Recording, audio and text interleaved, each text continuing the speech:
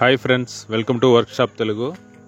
Friends, ఇప్పుడు మనం చూసేది వచ్చి వర్ల్ఫుల్ ఫ్రిడ్జ్. ఇది సింగిల్ డోర్లో 190 లీటర్ అనమాట. దీని ప్రాబ్లం ఏమంటే కంప్రెసర్ వచ్చి ఆన్ అవ్వట్లేదు.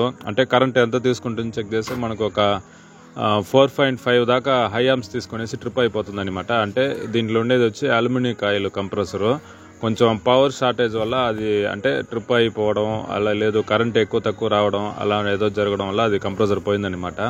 ఇన్నర్ కండెన్సర్ కాయిల్ కూడా పోయి ఉండదు. దీంట్లో ఉండింది వచ్చి 600A గ్యాస్ అనమాట. ఇప్పుడు మనకు వచ్చి కంప్రెసర్ వచ్చి మనం రీప్లేస్మెంట్ చేయబోతున్నాము. దీంట్లో ఉండే కంప్రెసర్ మనం తీసేసి కొత్త కంప్రెసర్ మనం పెట్టాలన్నమాట. అంటే కొత్తదంటే మనం మోస్ట్లీ వచ్చి వేసేది వచ్చి LG MA42 అయితే మనం రెఫర్ చేస్తామన్నమాట. అదైతే మనకు అంటే మెకానికల్ ఫ్రెండ్లీ అనమాట. ఖచ్చితంగా రిజల్ట్ అయితే వస్తుంది, బాగుంటుంది. కాపర్ కాయిల్ వస్తుంది అనమాట కొత్త కంప్రెసరు.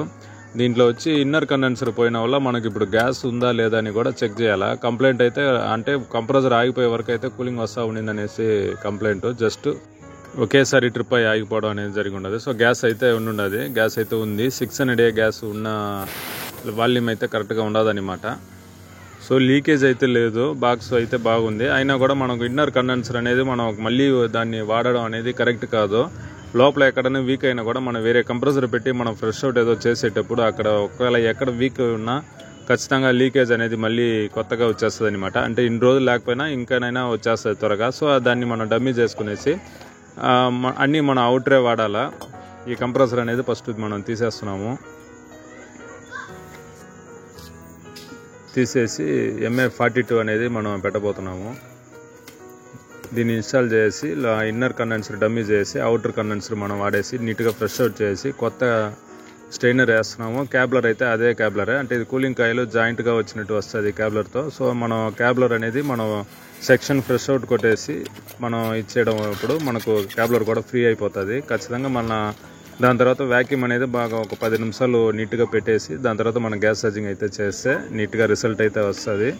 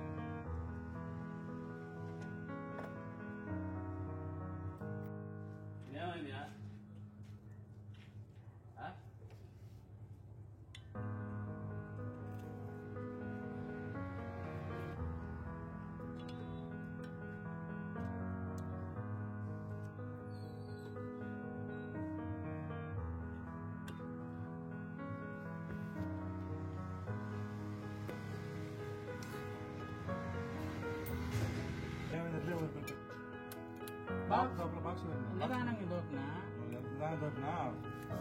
టైట్ అయిపోయినా వదిలి సగాని వరకు నిలబడుతుంది.